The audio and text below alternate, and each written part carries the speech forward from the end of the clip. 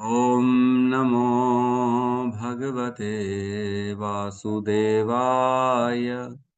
ॐ नमो भगवते वासुदेवाय। ॐ नमो भगवते वासुदेवाय।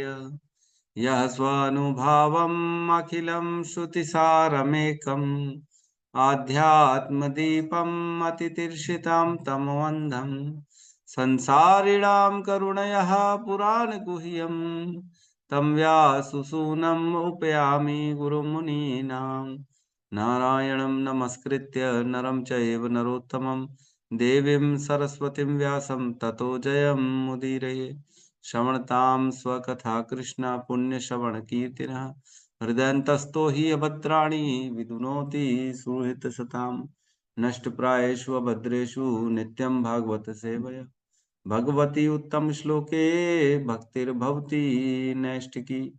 श्रवणतः श्रद्धया नित्यं गृणतस्य स्वचेष्टितं कालेन नातिदीर्घेण भगवान् विशते हृदि।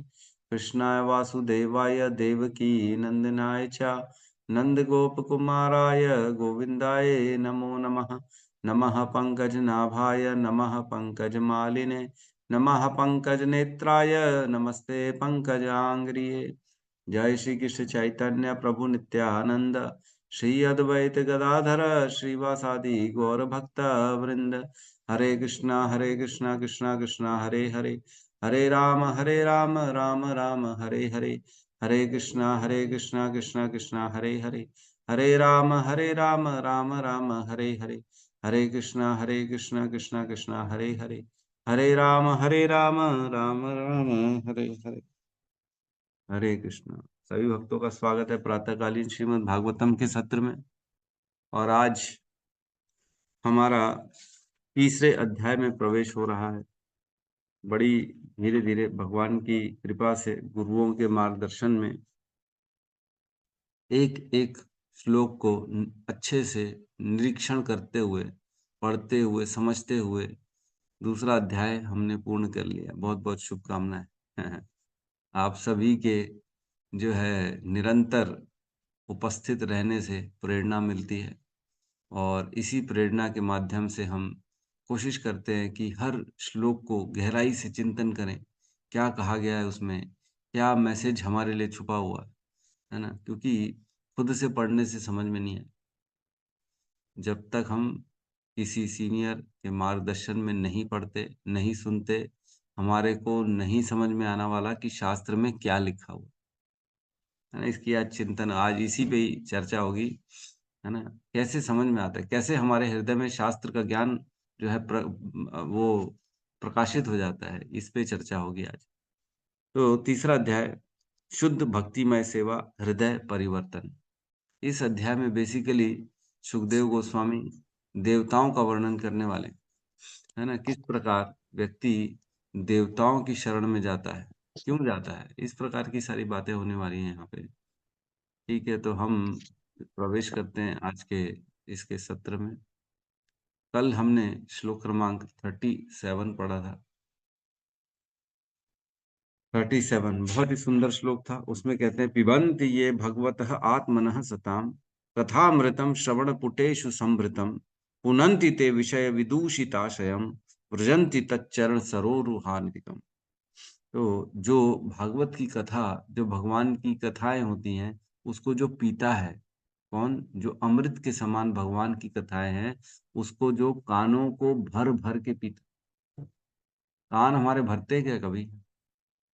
देखा है कभी फुल हो गया, यहाँ तक पैक हो गया, प्रभु अब रुक जाओ थोड़ी देर, जगह नहीं है कान में, जो सुना है उसको तो पहले अंदर डालने दो। ऐसा तो होता नहीं। कान तो जितना डालो उतना खाली पड़ा रहता है कि नहीं? जितना डालोगे उतना फिर खाली पड़ा रहता है, इसलिए भर भर के डालना पड़ता है। बस डालते रहो डालते रहो डालते रहो और सुनते रहो सुनते रहो सुनते रहो, बस यही है। पिबंती पिबंती ये भगवतः आत्मनः सताम कथामृतम श्रवण पुटेशु समृतम। अच्छे से कानों को भर भर के सुनता है, मतलब बार बार सुनता है, हर हर श्लोक को सुनता है, अच्छे से ग्रहण करता है। जो ऐसा करता है उसके बारे में कहते हैं ऐसे करने से क्या होता है, पुनंति ते, वह क्या करता है, पवित्र कर देता है, शुद्ध कर देता है। किसको? विषय विदूषित आश्रम, जो हमारे जीवन में जो लक्ष्य बना हुआ है भोगों का, ये भौतिक संसार के सुखों का जो लक्ष्य बना हुआ है उसको शुद्ध कर देते हैं। वह यह ज्ञान प्रदान कर देते हैं कि ये भौतिक भोगों में कुछ नहीं है।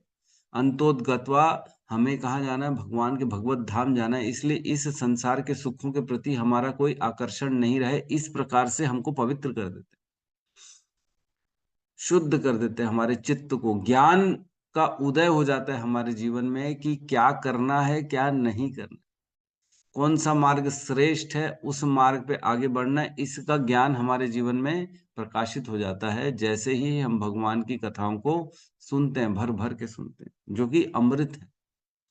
और क्या कह रहे हैं, व्रजंती तत्चरण सरोरुहांतिकम, और क्या कहाँ जाता है, कौन से स्थान को प्राप्त करता है वो व्यक्ति, व्रजंती, वो जाता है, चले जाता है, कहाँ चला जाता है, तद चरण सरोरुहांतिकम, वह भगवान के धाम में चला जाता है, जो भगवान का धाम है, भगवान के चरण जहाँ पे हैं, जो कि कमल के समान है ना, ऐसे भगवान के पवित्र चरण कमलों के स्थान धाम में चला जाता है वो व्यक्ति, जो भगवान की कथाओं को भर भर के सुनता है। श्रवण पुटेशु संभृतम, श्रवण पुटेशु, ये कान के जो गड्ढे हैं, इसको भर भर के सुनता है वह व्यक्ति चला जाता। तो सुखदेव गोस्वामी ने इस अध्याय के 2 श्लोकों में, अंतिम के 36 और 37, उन्होंने निष्कर्ष दिया कि भक्ति योग श्रेष्ठ है, श्रवण कीर्तन और स्मरण ये सबसे श्रेष्ठ कार्य है। तस्मात् सर्वात्मा राजन हरि सर्वत्र सर्वदा, श्रोतव्य कीर्तितव्यश्च स्मर्तव्यो भगवान निर्णाम। हर व्यक्ति को, हर मनुष्य को, जिनको अपना उद्धार करना है, उसको क्या करना है, उनको भगवान हरि का सर्वत्र और सर्वदा क्या करना चाहिए, श्रवण कीर्तन और स्मरण करना। ये सबसे श्रेष्ठ मार्ग बताया गया। फिर बताया कि जो पीता है ऐसी कथाओं को, जो श्रवण करता है, वो स्वयं साक्षात भगवान के धाम को चला जाता है। तो इन दोनों श्लोकों को बोलने के बाद अब सुखदेव गोस्वामी जो है तीसरे अध्याय में प्रवेश करा रहे हैं हमसे। ठीक है, तो हम तीसरा अध्याय, इसमें देवताओं का वर्णन है। देवताओं का जो बेसिकली है, क्या बोलते हैं हम, सुपर मार्केट, जो जाते हैं ना माता जी लोग, क्या खरीदने जाते हैं ना, सुपर मार्केट बोलते हैं ना, वो सुपर मार्केट लगा हुआ है, डी मार्ट टाइप का है ना, बिग बाजार। बिग बाजार, यस, बिग बाजार लगा हुआ। अब देवताओं का बिग बाजार में हम प्रवेश करने वाले हैं आज के लोग से। क्लियर है? अरे 1 कहाँ से पहुंच गया, ओए होए,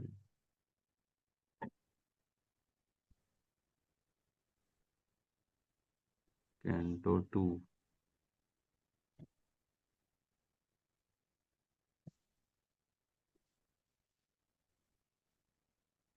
कैंटो 2 चैप्टर 3।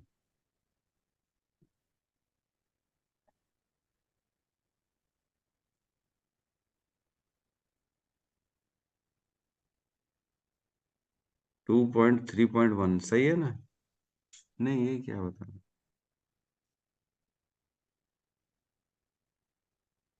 निर्णाम यन प्रियम, ये क्या दिखा रहा है? नहीं प्रभु जी, दूसरा है रिपीट कर ये। दो प्रभु। 3.1। हम तो 2-3-1। 2-3-1 तो सेकंड कैंटो के चैप्टर 3, यही तो है, इसी में तो प्रवेश किया था। अब आया प्रभु। गलत है प्रभु जी, ऊपर का रिपीट कर, नीचे का रिपीट कर दिया है। हम्म। अब आया 2-3-1। कौन सा रिपीट कर दिया, ये श्लोक कैसे कर दिया? दूसरा है। ये श्लोक इसमें गलत दिख रहा है, निर्णाम यन्मरियमाणा नाम, ये श्लोक नहीं है ना? यही है प्रभु जी, लेकिन क्या है, नीचे वाला जो श्लोक अच्छा, है राम एक उसे लाइन को, कर ओके दिया। ओके, नीचे वाली लाइन को 2 बार लिख दिया है, ऊपर वाली लाइन को नहीं लिखा है। तो कोई गौतम बुद्ध प्रभु या अनिल प्रभु, आप शेयर करेंगे क्या इसमें, तो मैं इसको हटा के अपना ग्रुप में प्रभु, चैट बॉक्स में ना। हाँ, चैट बॉक्स में कोई शेयर कर दे तो हम उसको शेयर कर देंगे, उससे सत्यम चैट प्रभु बॉक्स डाल पे पढ़ेंगे। सत्यम प्रभु ने डाल दिया, कोई बात डाल दिया ना। नहीं जी।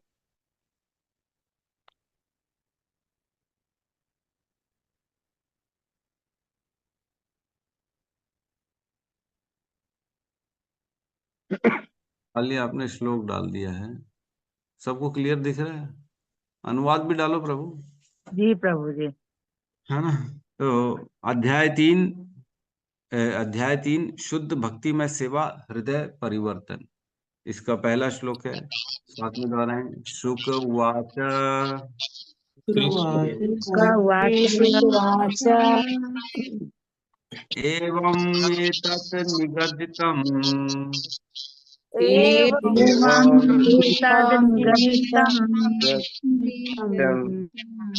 दृष्टवान् यद् भवान् मम दृष्टवान्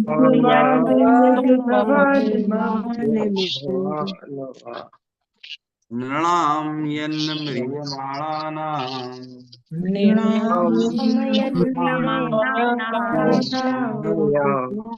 मनुष्येषु मनीषिणाम्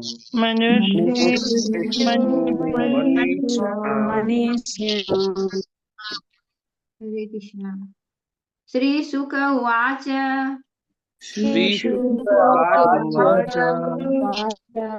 एवं मे तन्निगदितं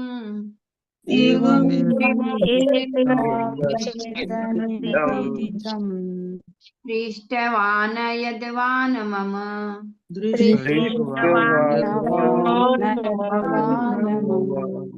नृणां यम्रिमाणाम्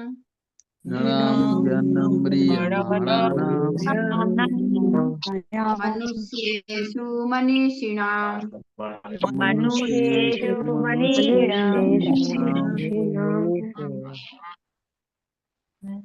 त्रिशुक उवाच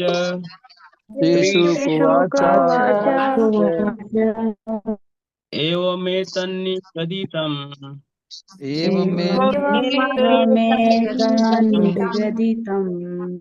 दृष्टवान्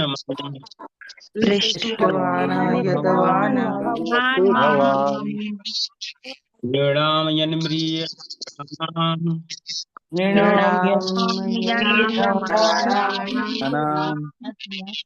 मनुष्येषु मनीषिणाम्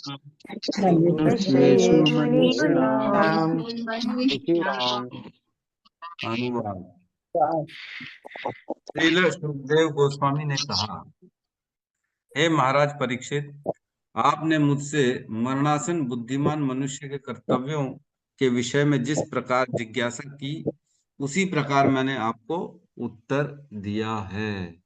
ओम अज्ञानतिमिरन्धस्य ज्ञानाञ्जन शलाकया चक्षुरुन्मिलितं येन तस्मै श्री गुरुवे नमः। श्री चैतन्य मनोभीष्टं स्थापितं येन भूतले स्वयं रूपः कदा मह्यं ददाति स्वपदान्तिकं। वन्देऽहं श्रीगुरु श्रीयुतपदकमलं श्रीगुरून् वैष्णवांश्च श्रीरूपं सागरजातं सहगण रघुनाथान्वितं तं सजीवं साद्वैतं सावधूतं परिजनसहितं कृष्ण चैतन्य देवं श्री राधा कृष्ण पादान् सहगण ललिता श्री विशाखान्वितांश्च। हे कृष्ण करुणा सिंधु दीनबंधु जगतपते गोपेश गोपिका कांता राधा कांत नमस्तुते। तप्त कांचन गौरांगी राधे वृंदावनेश्वरी वृषभानुसुते देवी प्रणमामि हरिप्रिये। वाञ्छाकल्पतरोभश्च कृपा सिन्धुभ्य एव च पतितानां पावनेभ्यो वैष्णवेभ्यो नमो नमः। नमो विष्णुपादाय कृष्णपृष्ठाय भूतले श्रीमते भक्तिवेदांत स्वामीति नामिने। नमस्ते सरस्वते देवे गौरवाणी प्रचारिणे निर्विशेष शून्यवादी पाश्चात्य देशतारिणे। जय श्री कृष्ण चैतन्य प्रभु नित्यानंद श्री अद्वैत गदाधर श्रीवासादि गौर भक्त वृंद। हरे कृष्णा कृष्णा कृष्णा हरे हरे, हरे राम राम राम हरे कृष्ण। बहुत ही खुशी हो रही है, तीसरे अध्याय में प्रवेश कर गए। धीरे धीरे ऐसे ही करते करते 10वें अध्याय 11वें 12वें अध्याय में पहुंच जाएंगे और श्रीमद् भागवतम का श्रवण बड़ा अच्छे से कर पाएंगे। बहुत अच्छे से निरीक्षण करते करते हर एक श्लोक का, हर एक अध्याय का अच्छे से पढ़ते पढ़ते आगे बढ़ेंगे। तो श्रीमद् भागवतम का श्रवण करने में ही अत्यधिक फल है। यस्याम वै शून्य मानानाम कृष्णे परम पुरुषे भक्तिर उत्पद्यते पुंसाम शोक मोह भयापा। जैसे ही व्यक्ति सुनता है, ऐसे नहीं लिखा है कि जैसे ही पहले अध्याय पहले कैंटो से सुनता है, जैसे ही सुनना स्टार्ट कर देता है, भले कैंटो कोई भी हो, दूसरा तीसरा चौथा क्यों ना हो, कहीं से भी स्टार्ट कर देता है। जैसे ही सुनना स्टार्ट कर देता है, क्या होता है, भक्तिर उत्पद्यते पुंसाम, उसके हृदय में भगवान के प्रति भक्ति उत्पन्न हो जाती है। और शोक मोह भय अपाह, ये तीनों से व्यक्ति का छुटकारा हो जाता है। शोक चला जाता है जीवन से, मोह चला जाता है और भय चला जाता है। किस बात का भय? क्या होगा, मेरे घर का क्या होगा, मेरे बच्चों का क्या होगा, या इस तरह की कोई भी बात जो होती है ना। भविष्य को लेके भय होता है, अपने शरीर को लेके भय होता है, अपने धन को लेके भय होता है, कल क्या होगा यही भय होता है बेसिकली। तो इन भयों से व्यक्ति छुटकारा पा लेता है जैसे ही सुनता है। तो जरूरी नहीं है पहले घंटों से सुने, कभी भी सुन ले, लेकिन सुने, शुद्ध हृदय से श्रवण करे। श्रवणम, कीर्तनम और स्मरणम, ये तीनों बहुत सबसे बेसिक जो है, यही शक्तिशाली जो है साधन है भक्ति के। तो यहाँ कह रहे हैं श्रील शुक उवाच, श्रील सुखदेव गोस्वामी कहते हैं, एवं एतत् निगदितम, एवं एतत् मतलब इस प्रकार, ये सब जो मैंने तुमको बताया, एवं इस प्रकार, एतत् ये सब जो मैंने तुमको बताया, निगदितम अच्छे से बताया, मैंने उचित तरीके से एकदम स्पष्ट स्पष्ट क्लियर करके तुमको सारी चीजों का वर्णन किया है। निगदितम मीन्स अच्छे से बताना, खुल के साफ साफ बस बताना, ना कि शॉर्ट में कम बताना। इस प्रकार की बात को निगदितम नहीं कहते। अच्छे से उचित तरीके से उत्तर देना, स्पष्ट स्पष्ट। मैंने बताया तुमको, क्या बताया? पृष्ठवान। पृष्ठवान मीन्स आपने जो पूछा था ना, पृष्ठ, आपने जो प्रश्न पूछे थे, कौन से प्रश्न पूछे थे?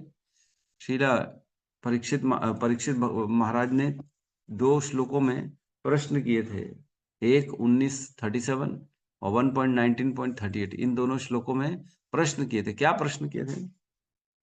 37 में पूछे थे, अतः पृच्छामि संसिद्धिम योगी नाम परमम गुरुम पुरुषस्य येह यत् कार्यम म्रियमाणस्य सर्वथा।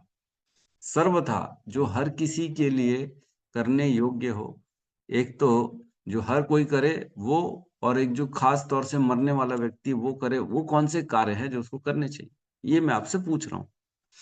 और 38 में पूछा था उन्होंने, यत् श्रोतव्यम अथो जप्यम, क्या सुनना चाहिए, क्या जपना चाहिए, यत् कर्तव्यम और क्या उनके कर्तव्य होते हैं, नृभि प्रभो, हे राजन बताइए, सुखदेव गोस्वामी बताइए, स्मर्तव्यम भजनीयम वा, क्या स्मरण करना चाहिए और किसका भजन करना चाहिए ये भी बताइए, ब्रूहि यद वा विपर्ययम, और इसके उल्टा भी बताइए, क्या नहीं करना है वो भी बताइए, क्या नहीं सुनना है, क्या नहीं जपना है, क्या नहीं है कर्तव्य, क्या नहीं है स्मरण करना, और क्या नहीं है भजन करना, किसका भजन नहीं करना। तो इस प्रकार 2 श्लोकों में उन्होंने प्रश्न पूछा था परीक्षित महाराज ने। तो यहाँ कह रहे हैं, आपने पृष्ठवान, जो आपने जिन विषयों के बारे में पूछा उसका मैंने आपको अच्छे से एकदम उचित ढंग से उत्तर दिया। यद भवान ममः, जो आपने मुझसे पूछा था उसका मैंने उत्तर दे दिया। अब क्या करें? निर्णाम यन म्रियमाणा नाम, निर्णाम मीन्स मनुष्यों में, यन म्रियमाणा नाम मीन्स जो मरणासन व्यक्ति है, मनुष्यों में जो मरणासन व्यक्ति है उनके बारे में जो पूछा मैंने उसका उत्तर दे दिया आपको। और मनुष्येषु मनीषिणाम, और जिसे मतलब मुश्किल से यह मनुष्य योनि प्राप्त हुई है, मनुष्येषु, जो बड़े भाग्यशाली हैं जिनको मनुष्य योनि प्राप्त हुई है, मनीषिणाम, और जो बुद्धि से युक्त है। जो मनुष्य मुश्किल से मनुष्य योनि प्राप्त किए हैं, कौन मनुष्य मुश्किल से मनुष्य योनि प्राप्त किया है? कौन है हमारे बीच में ऐसा जो मनुष्य तो है ना सब, खैर हाँ मनुष्य है, लेकिन मनुष्यों में भी ऐसा कौन सा मनुष्य है जिसे मनुष्य की योनि मुश्किल से मिली है? कौन है? हैंड रेस करेंगे अपना। ऐसे मनुष्य जिनको मुश्किल से मनुष्य योनि प्राप्त हुई है, वह हैंड रेस कर सकते हैं। एक ही माता जी ने हैंड रेस किया जिन्हें मुश्किल से मनुष्य योनि प्राप्त हुई है, बाकी सबको तो आसानी से प्राप्त हो गई। नहीं, ऐसे ही इजीली घर से निकले थे, जैसे हमारे रायपुर में बोलते ना, पान ठेले में गुटके बड़ी आसानी से मिल जाते, वैसे ही मिल गया मनुष्य योनि से। नहीं, बहुत मुश्किल से मिली है। यस, सभी ने अब हैंड रेस एक एक करके किया। तो हम सभी को बड़ी मुश्किल से मनुष्य योनि प्राप्त होती है। तो दो तरह के लोगों की चर्चा कर रही है यहाँ पे, थोड़ा सा समझना पड़ेगा। सुखदेव गोस्वामी कह रहे हैं, मैंने बताया आपको, जो आपने पूछा कर्तव्यों के बारे में, किसके कर्तव्यों के बारे में? ऐसे मनुष्य जो म्रियमाणा नाम है, जो मरने वाले हैं। एक तो वो कंडीशन है, एक मनुष्य जो मरने वाले, उनके बारे में मैंने बताया। और दूसरी कंडीशन कौन है? वह मनुष्य जो मुश्किल से मनुष्य योनि प्राप्त की है और जो मनीषी नाम, बड़े बुद्धिमान है। मनीषी नाम मतलब बुद्धिमान मनुष्य, जो कि मुश्किल से मनुष्य योनि प्राप्त किए हैं। ऐसे मनुष्यों के बारे में भी मैंने बताया, और ऐसे मनुष्यों के बारे में बताया जो मरने वाले। तो ऐसा क्यों कहा? दो टाइप के लोगों के बारे में क्यों कहा, है ना?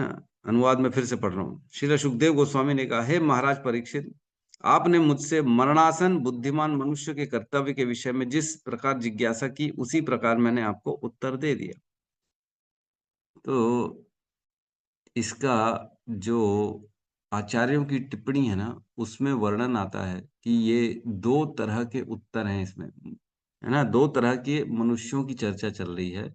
एक तो वो जो म्रियमाणा नाम है, जो मरने वाले हैं, और एक वो जो बुद्धिमान मनुष्य है, जिन्हें मनुष्य योनि प्राप्त हो गई। देखो, मनुष्य तो सभी मरने वाले, कोई ऐसा नहीं है जो नहीं मरने वाला है, सभी मनुष्य मरने वाले हैं। इसलिए अगर देखा जाए तो वह, अगर इनको दो की जगह एक कर ले तो ऐसा लिखा है, वह मनुष्य जिसे मुश्किल से मनुष्य योनि प्राप्त हुई है, जो मरणासन है, जो मरने वाली मनुष्य योनि होती है, वो प्राप्त हुई है। और जो बुद्धिमान व्यक्ति है, उसके बारे में जो आपने प्रश्न पूछा वो मैंने बता दिया। लेकिन एक दो आचार्यों की टिप्पणी में बताया गया है कि नहीं नहीं, ऐसा नहीं है। इसमें दो कंडीशंस हैं। वह मनुष्य जो मरने वाले हैं, तो उनके लिए क्या बताया? वह मनुष्य जो मरने वाले हैं, उनके लिए गति बताई कि कैसे आप अपने जो है ना प्राणों को ऊपर ला सकते, धीरे धीरे धीरे धीरे अपने 7 चक्रों में ऊपर उठा के, पहले यहाँ तक लाए कंठ तक, फिर ऊपर भौं के मध्य में, फिर यहाँ से इंद्रियों को बंद करें ताकि इन छेदों से बाहर न निकले प्राण, और ब्रह्मरंध्र से फोड़ के बाहर निकलें। तो ये कार्य बताया गया म्रियमाणा नाम, जो मरने वाले व्यक्ति, उनके लिए। जो बुद्धिमान हैं, जो मरने वाले हैं, उनके लिए बताया गया है कि इस प्रकार से वो अपने प्राणों को छोड़ सकते हैं। और जो बुद्धिमान है, बुद्धिमान एक्चुअल में दोनों कंडीशंस के साथ लागू है। मरने वाला व्यक्ति बुद्धिमान जो है वो ऐसा करेगा, और वह बुद्धिमान व्यक्ति जो मनुष्य योनि बड़ी मुश्किल से जिसको प्राप्त हुई है, ये मालूम है, और वह अपनी बुद्धि के उपयोग से उस मनुष्य जीवन को सफल करना चाहता है, वो क्या करेगा? वो श्रवण कीर्तन और स्मरण करेगा, और भगवान की कथा अमृत को पिबंती पिबंती ये भागवतः आत्मसताम, वो रोज क्या करेगा? भगवान की कथाओं को सुनेगा, जो इंटेलिजेंट व्यक्ति है। तो कौन इसमें से छूट गया? किसको कवर नहीं किया गया? ऐसे मनुष्यों को कवर नहीं किया गया जो मरने वाले नहीं हैं और जो बुद्धिमान नहीं है। जो व्यक्ति बुद्धिमान नहीं है उसके बारे में नहीं बताया यहाँ पे। जो बुद्धिमान है, केवल उन्हीं के बारे में बताया गया। जो बुद्धिमान मनुष्य है, वह जो मरणासन है, वह क्या करेगा? एक तो रास्ता ये है कि वह अपने प्राणों को ऊपर खींचेगा, और वह अपने प्राणों को अपनी इच्छा अनुसार अपने ब्रह्मरंध्र से निकालेगा और अपने गंतव्य स्थान को प्राप्त करेगा, जहां पे भी उसको जाना है। जो क्रम मुक्ति हमने पढ़ा, पहले ऊपर के लोकों में जाएगा, ब्रह्म लोक में जाएगा, वहां आनंद भोगेगा, फिर जब उसकी इच्छा खत्म हो जाएगी वहां पे आनंद की, तब ब्रह्म लोक को भी छोड़ देगा, फिर पृथ्वी इस ब्रह्मांड के आवरण को भेदने की प्रक्रिया में लगेगा, एक एक करके आवरणों को भेद के बाहर निकलेगा, और जब बाहर निकलेगा तब पूर्ण रूप से अपनी सारी इच्छाओं को वो त्याग चुका होगा, क्योंकि अब उसको कुछ और चाहिए ही नहीं। हमने पढ़ा था।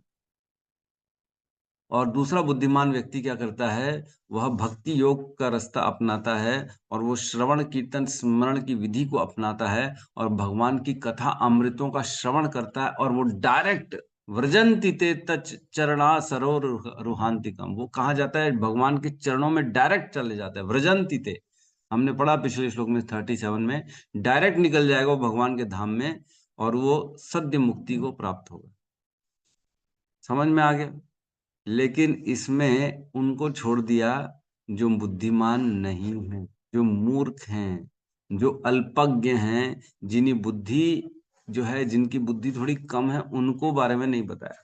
अब उनके बारे में इस अध्याय में बताएंगे। इस अध्याय में वर्णन करेंगे कि जो अल्पज्ञ हैं, जो कम बुद्धिशाली बुद्धिमान है, वो क्या करें। ठीक है, तो यहाँ 5 प्रश्नों का उत्तर दिया।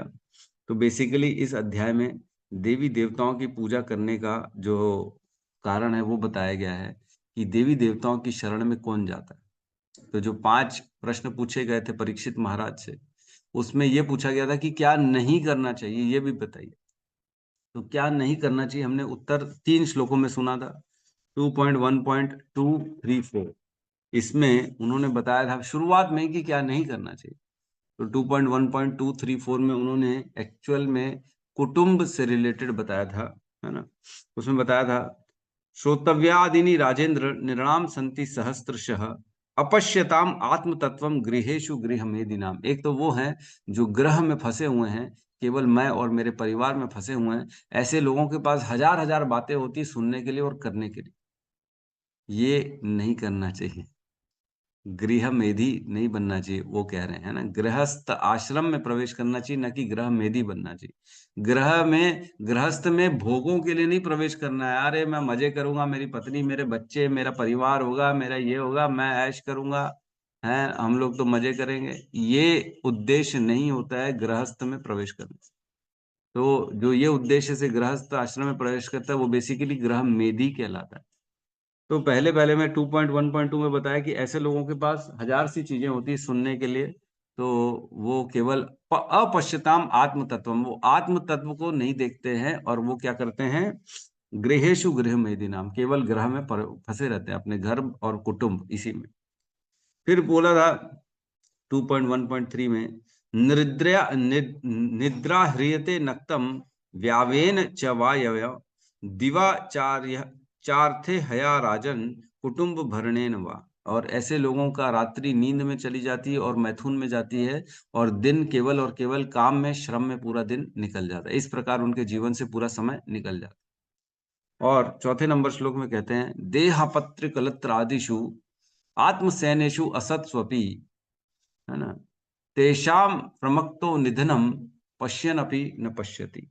ये देख नहीं पा रहा है कि सब लोगों को एक न एक दिन जाना है, क्या मैं और मेरे परिवार में फंसा हुआ है, सबको एक न एक दिन इस संसार को छोड़ के जाना है। वो ये देख ही नहीं पा रहा है व्यक्ति जो गृहस्थ में फंसा हुआ है, और उसे लगता है मेरी पत्नी, मेरे बच्चे, ये कह रहे मेरे सैनिक हैं, ये मैंने जो है मेरे मेरे मेरे साथ रहेंगे हर पल, मेरा आत्म सैन्येषु, ये मेरी सेना है, ये असत स्वपी, ये झूठ है, इल्यूजन में वो ऐसा सोचता है। ये 3 चीजें बताए थे सुखदेव गोस्वामी ने नहीं करनी चाहिए। लेकिन अगर कोई बोले ठीक है, हम अपने परिवार के प्रति आसक्त नहीं होंगे लेकिन देवी देवताओं के प्रति आसक्त हो जाए, तो अगर हम देवी देवताओं की पूजा करें तो क्या। तो अब यहाँ पे इस श्लोक के बाद ऐसा वर्णन करें कि जो सोचते हैं कि देवी देवताओं की पूजा करना श्रेष्ठ है, उनकी क्या गति है। वो ऐसे लोग होते हैं जो मूर्ख होते हैं, जो मूर्ख तो खैर क्या बोले, जो अल्पज्ञ हैं, जिनकी बुद्धि कम है, वो देवताओं की शरण में जाते। हमने भगवत गीता के 7वें अध्याय में इसका पूरा डिटेल में वर्णन किया है। देवी देवताओं के जो जो जाता है, चरण में उनके बारे में भगवान ने बताया था, है ना। तो उसके भी थोड़ी देर से लेते हैं, पहले हम इसको, इस श्लोक को पकड़ लेते हैं, इस श्लोक में समझते हैं क्या क्या। तो कुटुंब को जो सपोज करो नहीं भी कर रहा है लेकिन देवी देवताओं की शरण में जा रहा है, तो उनके बारे में बता रहे हैं सुखदेव गोस्वामी की। देवी देवता जो होते हैं उनके शरण में जो जाता है वह अल्पज्ञ होता है, और वो केवल भौतिक भोगों के कारण उनके पास जाता है। अपनी इच्छा प्राप्ति के लिए व्यक्ति देवी देवताओं की शरण में जाता है, लेकिन कृष्ण जो होते हैं वह मति देते हैं, और बाकी देवी देवता क्या देते हैं, भौतिक संसाधन देते हैं। समझ में आ रहा है? देवी देवताओं की शरण में जाने से, उनकी पूजा उपासना करने से देवी देवता आपकी मनोवांछित फल हो सकता है पूरी कर लें, लेकिन अगर भगवान की शरण में जाते हैं, कृष्ण की शरण में जाते हैं, तो वो केवल वही प्रदान करते हैं जिससे हमारे आत्मा का उद्धार हो, जिससे हमारा मनुष्य जीवन सफल हो सके। वो कभी भी गलत चीज हमें नहीं देते हैं। जिस प्रकार माँ के सामने बच्चा रोता है कि माँ मुझे आइसक्रीम दे दो, आइसक्रीम दे दो, लेकिन माँ जानती है कि बच्चे को आइसक्रीम देने से उसका गला खराब हो जाएगा, उसको बुखार हो जाएगा, मौसम ठीक नहीं है ये, तो माँ उसे नहीं देती है।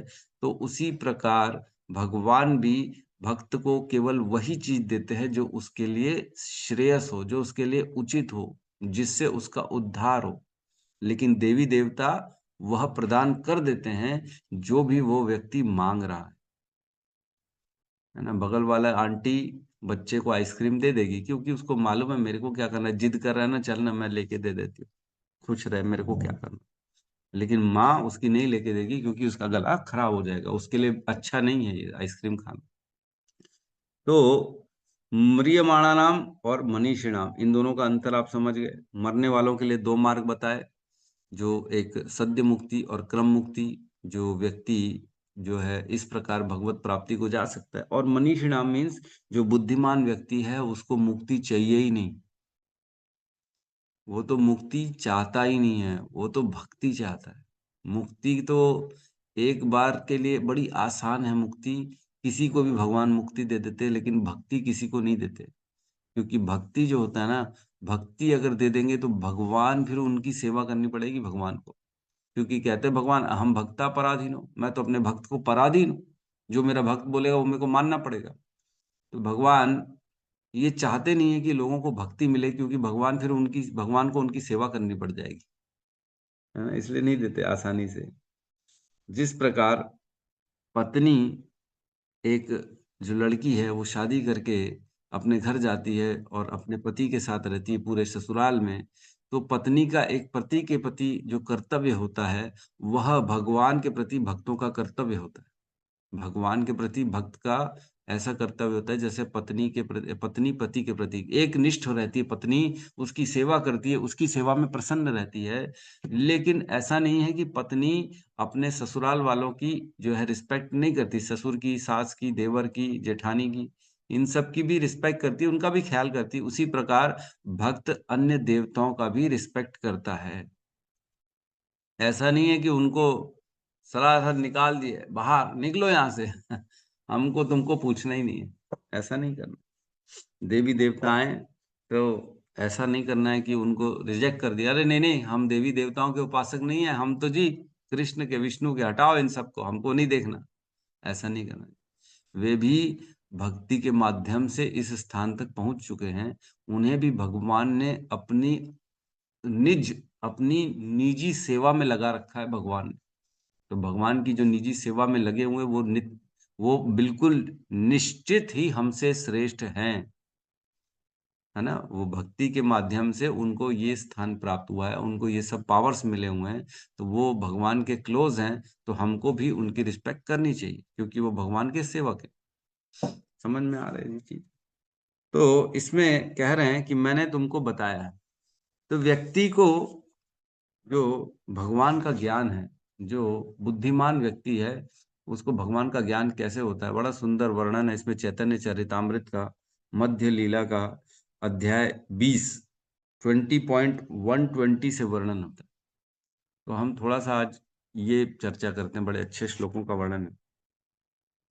20.120 इसमें कह रहे हैं, साधु शास्त्र की कृपाय यदि कृष्णोन्मुखे है, सही जीव निस्तारे माया तहारे छड़ाए। मीन्स यदि कोई बुद्धिबद्ध जीव किसी ऐसे साधु पुरुष की कृपा से कृष्ण भावना भवित हो जाता है, तो उसे शास्त्रों का उपदेश देना, जो उसे शास्त्रों का उपदेश देता रहता है और उसे कृष्ण भावना भवित होने में सहायता देता है, तो वह बुद्धिबद्ध जीव माया के पाश से मुक्त हो जाता है, क्योंकि माया उसे छोड़ देती। माया कब छोड़ेगी? जब हम कृष्ण की सेवा में लगेंगे तभी माया हमको छोड़ेगी, अदरवाइज किसी कंडीशन में माया छोड़ने वाली नहीं है। माया एक ही कंडीशन में छोड़ेगी, जब हम कृष्ण की सेवा में लगेंगे। देवी ही ऐशा गुणमयी मम माया दुरत्तया मामेव ये प्रपद्यन्ते माया मेताम तरन्ति थे। ये बड़ी दुष्कर है माया, ये कभी नहीं छोड़ने वाली है, लेकिन जो मेरी शरण में आता है उसे माया छोड़ देती। संसार में फंसे रह जाएंगे अगर कृष्ण की सेवा नहीं करेंगे तो। फिर कहते हैं 122 में, माया मुग्ध जीवे रे नाही स्वतः कृष्ण ज्ञान, जीवे रे कृपा कैला कृष्ण वेद पुराण। कह रहे हैं जो माया मुग्ध जीव है, माया मुग्ध जीवे रे नाही स्वतः कृष्ण ज्ञान, उसे स्वतः ऑटोमेटिकली खुद ब खुद कृष्ण का ज्ञान कभी नहीं हो सकता। जो माया में फंसा हुआ है, जो भौतिक संसार में फंसा हुआ है, उसे खुद ब खुद कभी भी कृष्ण का ज्ञान नहीं हो सकता। उस दिन माता जी ने एक प्रश्न पूछा था, जब परमात्मा हमारे हृदय में रहते हैं तो वो हमें ऐसी जगह भटकाते ही क्यों है ना? वो अपने सही रास्ते में क्यों नहीं लगाते? तो इसमें कह रहे हैं कि स्वतः कभी भी कृष्ण का ज्ञान किसी को नहीं हो सकता। व्यक्ति अपने प्रयासों से सोचे तो उसे नहीं होगा, जब तक उसे किसी साधु का शरणगाति न मिले, जब तक उसे शास्त्र न मिले, उसे कृष्ण का ज्ञान प्राप्त नहीं हो सकता। इसीलिए कह रहे हैं माया मुग्ध जीवेरे ना ही स्वतः कृष्ण ज्ञान, उसे स्वतः नहीं हो सकता। जीवेरे कृपा कहला कृष्ण वेद पुराण, हम पे कृपा करने के लिए कृष्ण ने क्या किया है? वेद और पुराणों का रचना करी। वेद और पुराण ये दोनों अलग अलग होते हैं। 4 वेद है और 18 पुराण है। वेदों की एक्सप्लेनेशन ही पुराणों में है ना? हम कौन सा पुराण पढ़ते हैं? भागवत पुराण, श्रीमद् भागवत पुराण, जो कि एक्सप्लेनेशन है पूरी। वेद पुराण जब तक नहीं समझेंगे तब तक हमें कृष्ण का ज्ञान स्वतः नहीं होने वाला। इसलिए भगवान ने हम पे कृपा करने के लिए हमें पुराण और ये वेदों का रास्ता दिया। उसके बाद कहते हैं 123 वाले श्लोक में, उसमें कहते हैं शास्त्र गुरु आत्म रूपे आपानारे जाननान, कृष्ण मोर प्रभु त्राता जीवेरे है ज्ञान। इसका अनुवाद, कृष्ण आत्म विस्मृति बद्ध जीवों को वैदिक ग्रंथ, स्वरूप सिद्ध गुरु तथा परमात्मा के माध्यम से शिक्षा देते हैं। 3 चीजों के माध्यम से कृष्ण बद्ध जीवों को जो है ज्ञान देते हैं। कौन सा? पहला तो है वैदिक ग्रंथों के माध्यम से, और दूसरा गुरु के माध्यम से, और तीसरा परमात्मा के माध्यम से शिक्षा देते हैं। 3 माध्यम है हमें कृष्ण भावना भवित बनने के। अगर कोई शास्त्र में श्रद्धा रखेगा, गुरु में श्रद्धा रखेगा, तब जाके परमात्मा उसके हृदय में उसको ज्ञान को प्रकाशित करेगा। ऐसे नहीं करेंगे, है ना? तो हमें क्या करना पड़ेगा? शास्त्रों के प्रति समर्पित होना पड़ेगा, शास्त्र प्रयास करना पड़ेगा। अपने प्रयास कैसे करने हैं? हमको गुरु पे श्रद्धा रखनी है, शास्त्रों पे नित्य रोज हर दिन कोशिश करना है सुनने की, श्रवण करने की। तब जाके परमात्मा के रूप में भगवान ही है जो इसको प्रकाशित करेंगे, नहीं तो नहीं कर पाएंगे। हम खुद से कुछ नहीं कर सकते। 3 जब तक ये सपोर्ट नहीं मिलेंगे तब तक व्यक्ति भगवान की भक्ति में आगे नहीं बढ़ पाएगा। जीव इनके द्वारा पूर्ण पुरुषोत्तम भगवान को उनके यथार्थ रूप में समझ सकता है, और यह समझ सकता है कि भगवान कृष्ण उसके सनातन स्वामी तथा माया के पाश से उद्धार करने वाले हैं। इनके माध्यम से ही व्यक्ति समझ पाएगा कि कृष्ण ही ईश्वर है, कृष्ण ही भगवान है, नहीं तो नहीं समझ पाएगा। अपने प्रयासों से, अपनी बुद्धि से, अपनी शक्ति से व्यक्ति कुछ नहीं समझ सकता, है ना? जी क्या है श्लोक? बड़ा सुंदर। माया मुग्ध जीव ना ही स्वतः कृष्ण ज्ञान। हम माया से मुग्ध है, हमें स्वतः ऑटोमेटिकली भगवान का ज्ञान नहीं आने वाला है ना। जीवेरे कृपा केला कृष्ण वेद पुराण। हम पे कृपा करने के लिए भगवान ने वेद और पुराणों की रचना करी, गुरु को भेजा हमारे जीवन में, जिससे हम कृष्ण को यथार्थ रूप में जान सकते हैं। इस तरह वह अपने बद्ध जीवन का वास्तविक ज्ञान प्राप्त कर सकता है और मुक्ति प्राप्त करने का उपाय जान सकता है। हम कैसे जान सकते? गुरु से, शास्त्र से। जब इन दोनों के लिए हम प्रयास करेंगे तब परमात्मा हमारे हृदय में जो बैठे हैं, जो मतः स्मृति ज्ञानम अपोहनम च 15.15 में कहते हैं, जो परमात्मा का काम है वो क्या है? हृदय में बैठ के व्यक्ति को ज्ञान उत्पन्न करना, विस्मृति करा देना और याद दिला देना। तो वो जब हम प्रयास करेंगे, जब भगवान देखेंगे कि हाँ ये शास्त्रों के प्रति प्रयासरत है, गुरु के प्रति निष्ठावान है, गुरु की आज्ञा का पालन कर रहा है, तब जाके परमात्मा के रूप में हृदय में ही बैठे और वो फिर प्रकाशित कर देंगे। मतलब बाहर से भी, एक्सटर्नली भी वही दे रहे हैं, शास्त्र भी उन्होंने ही रचना करी, गुरु को भेजने वाले भी वो हैं, और अंदर भी बैठे वही हैं परमात्मा के रूप में, है ना। दोनों तरफ वही हैं, बीच में हमें केवल और केवल क्या करना है? प्रयास करना, बस इच्छा करनी है। इच्छा करेंगे तब भगवान परमात्मा के रूप में हमारे हृदय में इस ज्ञान को उत्पन्न कर देंगे कि कृष्ण ही भगवान है, कृष्ण की शरणागति से ही उद्धार है, कृष्ण के पास कृष्ण को तत्व से कैसे समझना है, ये सब जभी होगा जब हम श्रद्धा रखेंगे, इच्छा करेंगे, प्रयास करेंगे। समझ में आ रहा है? तो इस प्रकार श्रीला सुखदेव गोस्वामी हमें जो है रास्ता दिखा रहे हैं कि हमें कैसे भगवान की ये ज्ञान, यथार्थ ज्ञान को कैसे हम प्राप्त कर सकते हैं। हम जब तक शरणागति नहीं करेंगे हमें ये ज्ञान प्राप्त नहीं हो पाएगा। तो भगवान ने भगवत गीता के 7वें अध्याय में 20 से लेके 20, 21, 22, 23, 24 इन 5 श्लोकों में देवताओं का वर्णन किया। तो मैं इनका अनुवाद पढ़ रहा हूँ। 7.20 यहाँ कह रहे हैं, कामस्ते अपृत ज्ञान प्रपद्यन्ते अन्य देवता तम तम नियमम आस्थाय प्रकृत्या नियता स्वया। जिनकी बुद्धि भौतिक इच्छाओं द्वारा मारी गई है वे देवताओं की शरण में जाते हैं और वे अपने अपने स्वभाव के अनुसार पूजा के विशेष विधि विधान का पालन करते हैं। जिनकी जैसी बुद्धि होती है, जिनको जो इच्छा होती है, वह इच्छा प्राप्ति के लिए अनेक अनेक देवताओं के पास जाते हैं और उनके नियमों से उनकी पूजा करते हैं, उनकी आराधना करते हैं। फिर कहते हैं 21 में, मैं प्रत्येक जीव के हृदय में परमात्मा स्वरूप में स्थित हूँ। भगवान है, बिल्कुल सही है, हम तो ये पढ़ लिए। और जैसे ही कोई किसी देवता की पूजा करने की इच्छा करता है, मैं उसकी श्रद्धा को स्थिर करता हूं जिससे वह उस विशेष देवता की भक्ति कर सके। तो किसी विशेष देवता के प्रति श्रद्धा जो हमें उत्पन्न हो रही है हमारे हृदय में, वो कौन करा रहा है? वो भी कृष्ण करा रहे। क्योंकि हम किसी विशेष देवता के प्रति इस उम्मीद से पूजा कर रहे हैं, उनकी अर्चना कर रहे हैं ताकि मेरे को कुछ प्राप्ति हो। तो जब भगवान देख रहे हैं कि ठीक है चलो, गणेश के शरण में ही तो है ना, दुर्गा के पास ही तो जा रहा है, ठीक है चलो इसके पास, इसी के प्रति इसकी आस्था को थोड़ा सा पक्का गाढ़ा कर देते हैं।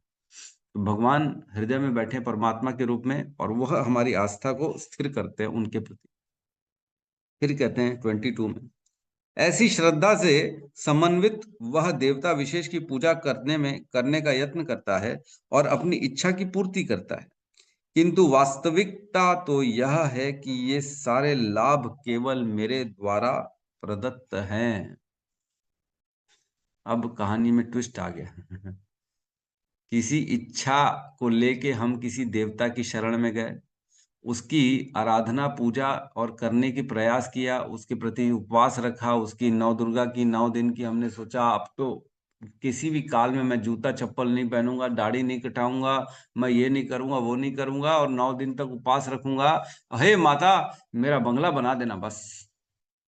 तो अगर इस श्रद्धा से हम उस माता की शरण में जाएंगे तो वह श्रद्धा कौन फिक्स करेगा? उस श्रद्धा को स्थिर करने वाला कौन है? कृष्ण स्थिर कर देंगे। हाँ ठीक है, ये अब परफेक्ट है तो दुर्गा के पास ही रहो।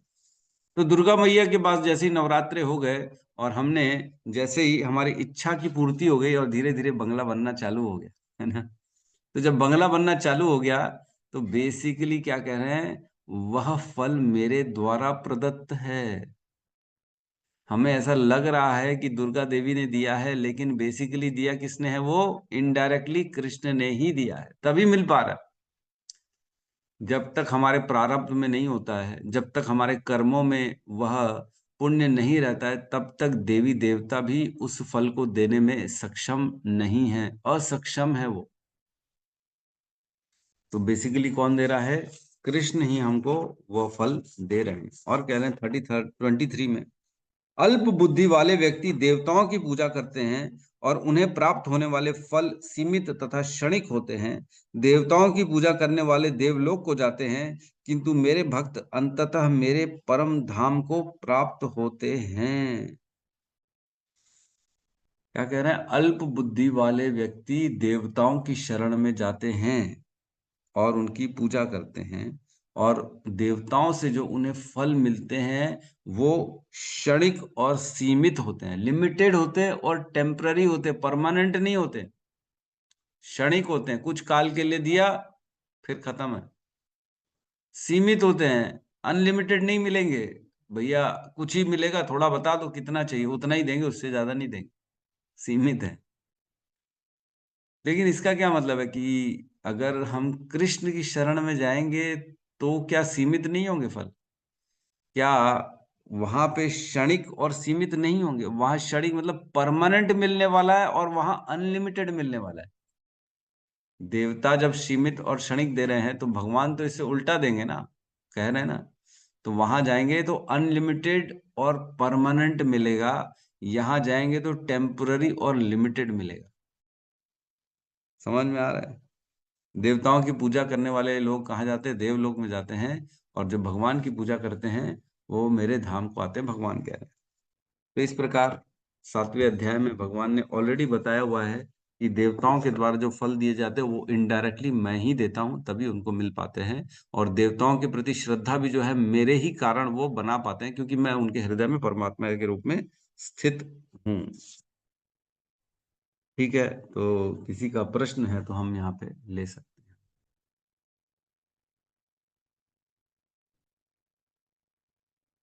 यस सत्यम प्रभु कहिए। हरे कृष्ण जी। प्रणाम प्रभु जी। प्रभु जी, ये पूछा था कि जैसे इसमें जो दो प्रकार के मनुष्यों की बात की गई है, और बुद्धिमान मनुष्य, और दूसरा जो आपने बताया था, तो उसके अलावा मतलब इस श्लोक में बात की गई है। तो क्या ऐसे भी हो सकते हैं प्रभु जी, जैसे जो पिछले जीवन में पशु योनि थे और गलती से भक्तों के द्वारा या किसी भी वैष्णव के द्वारा जो है, मतलब अगर प्रसाद खा लिए और फिर अगला जीवन जो है मनुष्य योनि मिल गया, तो ये भी तो आ सकते हैं ना प्रभु जी?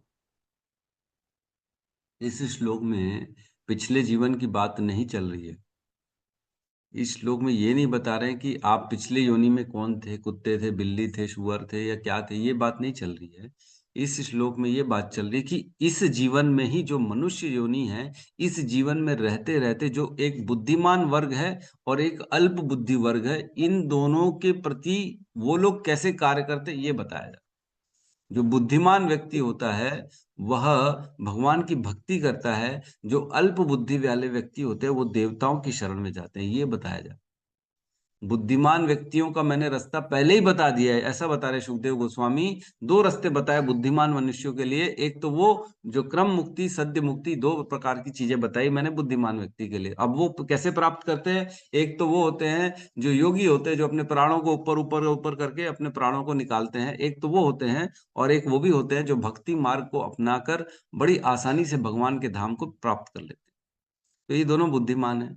लेकिन अत्यधिक बुद्धिमान कौन है, जो भक्ति योग करता है, क्योंकि उसमें कोई कलमश नहीं है, उसमें कोई त्रुटि की चांस नहीं है, उसमें कोई फॉल नीचे गिरने का चांस नहीं है। लेकिन जो योगी होते हैं उनमें नीचे गिरने का चांस बना रहता है। तो सबसे ज्यादा बुद्धिमान व्यक्ति कौन है, जो भक्ति योग अपना रहा है, जो श्रवण कीर्तन स्मरण की विधि को अपना के डायरेक्ट भगवान के धाम को जा रहा है, भगवान के चरणों को प्राप्त कर रहा है, वो सबसे श्रेष्ठ है।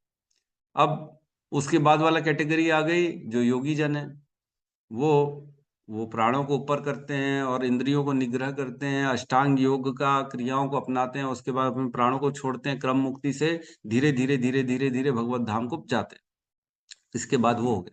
अब तीसरी कैटेगरी वो हो गई जो बुद्धिमान नहीं है, कम बुद्धिमान है, वो देवताओं की शरण में जाते हैं। तो इस प्रकार से वर्णन चल रहा है, पिछले जीवन से कोई लेना देना नहीं है यहाँ पे कोई वर्णन। यस कृष्ण चंद्रिका माता जी।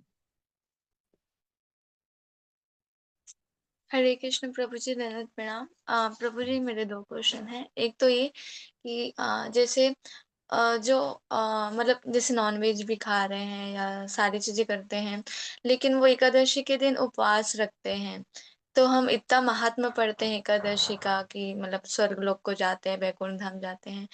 तो फिर उनका क्या होता होगा, मतलब कि उन वो जैसे सारी चीजें खा भी रहे हैं लेकिन एकादशी को उपवास रखते हैं, तो फिर वैसे में मतलब उनको भी पूर्ण फल मिलता होगा प्रभु जी? देखो, सपोज करो कोई नॉनवेज खा रहा है और उसने एकादशी की बड़ी निष्ठा से उपवास रख लिया, है ना, एकादशी के दिन का निष्ठा से उपवास लगे, तो निश्चित तौर से उसके सारे पाप तो खत्म हो जाएंगे, निश्चित तौर से। लेकिन एकादशी के बाद वाले दिन फिर से वो नॉनवेज खा लेगा तो वह सारे पाप जो खत्म हो गए थे वापस से चिपक जाएंगे, वापस आ जाएंगे। तो क्या हुआ, जैसे हाथी स्नान करता है ना समंदर में, नदी में, हाथी स्नान करता है, नहाता है, बढ़िया साफ सुथरा होता है, और जैसे ही बाहर निकलता है फिर वो धूल में लोटपोट हो जाता है, फिर से उसको गंदा हो जाता है। तो हम भी वैसे ही करते हैं, जो इस टाइप के लोग हैं, वो स्नान तो कर लिया लेकिन अगले दिन फिर खा के क्या किया, पूरा फिर से वापस ने उन्होंने अपने ऊपर वापस से पाप चढ़ा दिया, अब वो पाप चढ़े रहेंगे। अगर ऐसे व्यक्तियों के प्राण छूट जाते, एकादशी रखा और एकादशी के तुरंत बाद उसके प्राण छूट गए सपोज करो, और वो दोबारा उसने कोई गलत काम किया नहीं, कोई पाप का आचरण नहीं किया, तो वो डायरेक्ट भगवत धाम को चला जाएगा। लेकिन अगर एक भी दिन उसने नॉनवेज खा लिया तो वापस पाप जुड़ जाएंगे और उनको भोगना पड़ेगा। तो ये दिव्य लेवल में आना जाना लगा हुआ है पापों का पुण्यों का। ठीक है। जी प्रभु जी।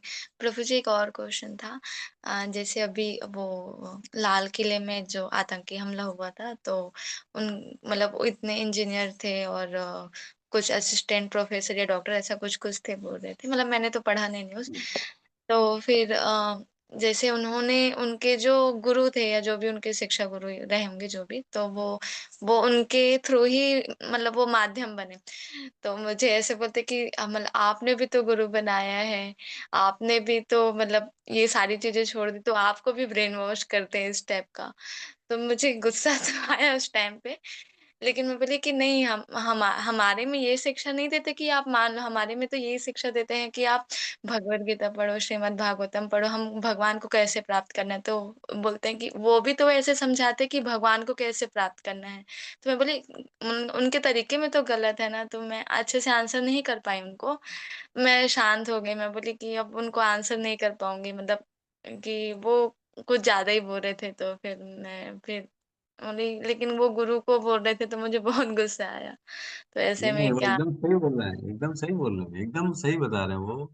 उनका भी ब्रेन वॉश किया गया है, हमारा भी ब्रेन वॉश किया गया है ना।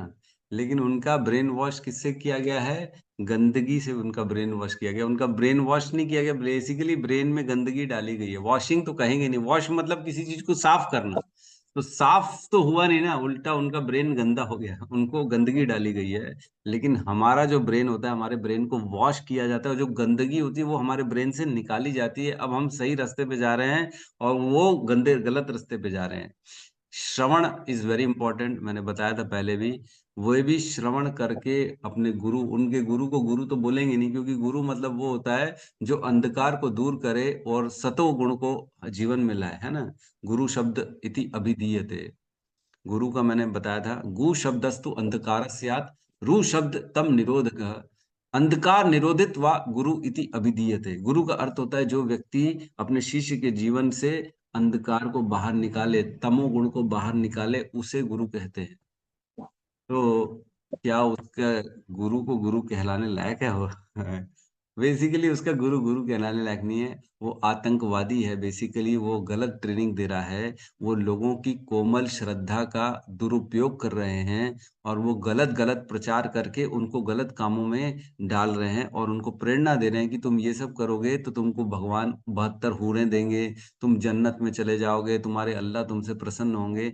ये सारी ढकोसले और गलत और फेक बातें बता के उनकी कोमल श्रद्धा का दुरुपयोग किया जा रहा है ना।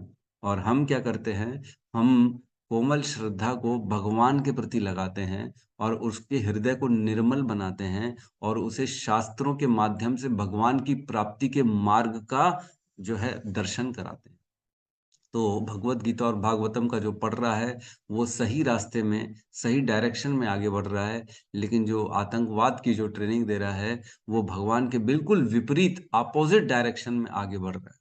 आपको जाना है दिल्ली, तो आप रायपुर से नॉर्थ की तरफ जाओगे, और अगर आपको दिल्ली जाना है और अगर आप साउथ की तरफ जाओगे तो दिल्ली से तो और दूर होते जा रहे होते जा रहे होते जा रहे। तो आतंकवाद जो है वो भगवान से क्या हो रहे हैं, दूर होते जा रहे हैं और हम भगवान के पास जा रहे हैं। तो दोनों में कितना बड़ा भेद है। उनका डायरेक्शन बिल्कुल उल्टा है हमारे से, हम ऊपर जा रहे हैं और वो नीचे जा रहे हैं। उनके पापों का कोई प्रायश्चित नहीं है, वो भगवान से दूर हो रहे हैं। वो अनंत अनेक अनेक योनियों तो भगवान को कभी देख नहीं सुनेंगे, देख नहीं पाएंगे, सुन नहीं पाएंगे, उनसे दूर हो जाएंगे। और हम इसी जीवन में या हो सकता है अगले जीवन में, एक दो जीवन में भगवान की प्राप्ति कर लेंगे, क्योंकि निश्चित है जिसने भगवान का नाम लिया, शरण लिया, वो उसको भगवान की प्राप्ति निश्चित है। तो बहुत बड़ा अंतर है। लेकिन ये बात तो सही है कि श्रवण के माध्यम से उनको प्रेरणा दी जाती है, हमको भी श्रवण के माध्यम से ही प्रेरणा दी जाती है। जैसे हम सुनते हैं वैसे वो भी सुनते हैं, लेकिन वो गलत सुनते हैं और हम सही सुनते हैं। ठीक है, तो उनके गुरु नहीं हो गए वो, बेसिकली गुरु नहीं होते हैं वो तो आतंकवादी है। जी प्रभु जी, हरे कृष्ण प्रभु जी। हरे धन्यवाद। कृष्ण। इसमें बहुत ज्यादा नाराज होने की जरूरत नहीं है। देखो, हम उद्विग्न नहीं होना, सबसे पहली बात तो जो कोई भी हमें बता रहा है ना, हमें शांत भाव से, शांत चित्त से उसको समझाने की कोशिश करनी, हमको अपने बातों को रखने की कोशिश करनी है। हमें किसी को भी कन्विंस करना है, हमें ये अपने आप को दिखाना है कि मैं इतने इतने महान संप्रदाय, इतने इस्कॉन से जुड़ गई हूँ या जुड़ गया हूँ, तो मेरे पास बुद्धि है, मेरे भगवान, मेरे को प्रभुपाद ने ज्ञान दिया, उस ज्ञान के माध्यम से मैं सबका हृदय परिवर्तन कर सकता हूँ।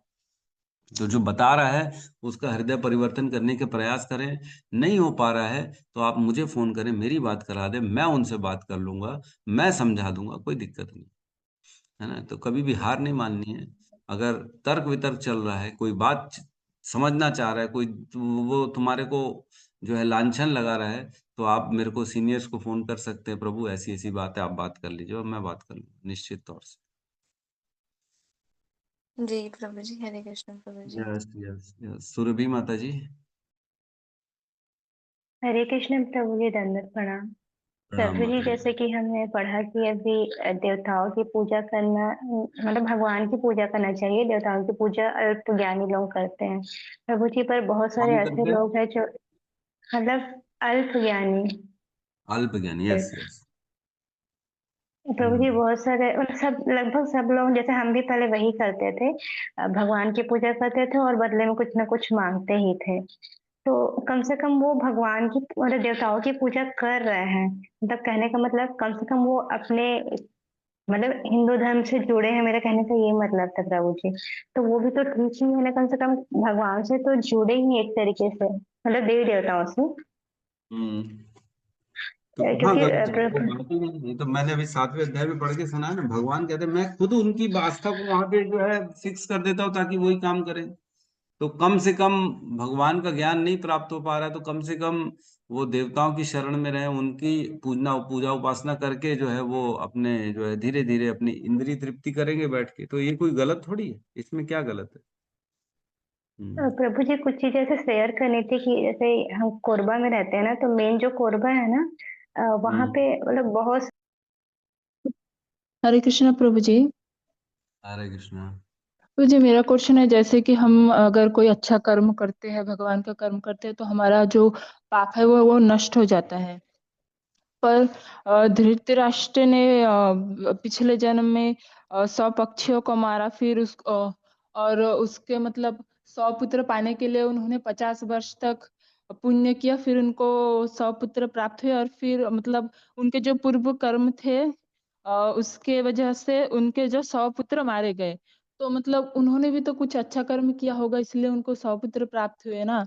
तो मतलब उसके बाद उनके 100 पुत्र क्यों मारे गए? मतलब देखो ऐसा है कि पाप, अच्छे कर्मों से पाप नहीं कटते हैं, मैं आपको बता दिया हूँ। जी, भक्ति करने से पाप कटते हैं, केवल और केवल भगवान का नाम लेने से पाप हट सकते हैं, लेकिन अन्य कोई मार्ग नहीं है। अच्छे कर्म पुण्य करोगे तो पाप कट जाएगा, ऐसी कोई कोई कोई कैलकुलेशन नहीं। तो धृतराष्ट्र ने जो पाप किया है उसके लिए उसे भगवान के प्रति जाके भगवान की जब तक शरणागति नहीं करेगा तब तक उसे उन पापों से मुक्ति नहीं मिल सकती। तो उसने शरणागति करी कहाँ माता जी? अच्छे कर्म करने से तो पुण्य मिलते हैं, पुण्य से क्या होगा? पुण्य से सुख मिलेगा, और क्या होगा? पुण्य से बच्चे मिलेंगे, और क्या होगा? लेकिन पाप कटेगा तो नहीं। तो पाप को काटने का एकमात्र रास्ता है, जो महामंत्र हम हरे कृष्ण का लेते हैं, वही से ही, उसी से ही हम अपने विगत अनेक जन्मों के पापों को काट सकते हैं, और कोई रास्ता नहीं। लेकिन इसमें भी एक कंडीशन है कि अगर हम नाम अपराध के साथ वह नाम लें तब वह काम करेगा, अदरवाइज फिर वो काम नहीं करता।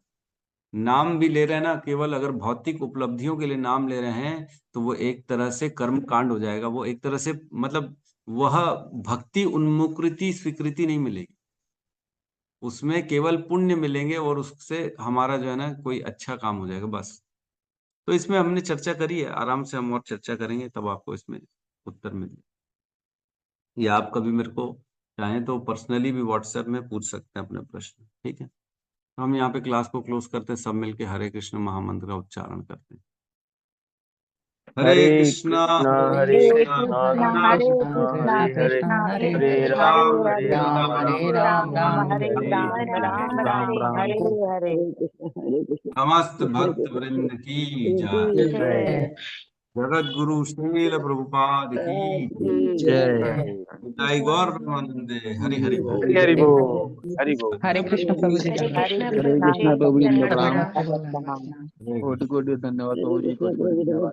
हरे कृष्ण प्रभु जी। हरे